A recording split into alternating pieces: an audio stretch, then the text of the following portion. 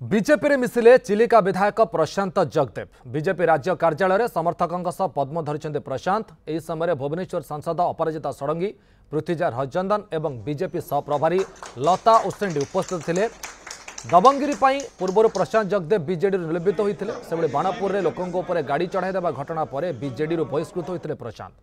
तेज दीर्घदिन धरी चिलिका राजनीति दूरे रही बेले बीजेपी मिसवाने पूर्व चर्चा होता। शेष में आज बीजेपी मिशिंट प्रशांत जगदेव। विशेष भाव में आज खुशी बहुत खुशी जे आज भारतीय जनता पार्टी रे सामिल मिश्रण पर्व से निजक सामिल कर बहुत निजक गौरवान्वित मन कर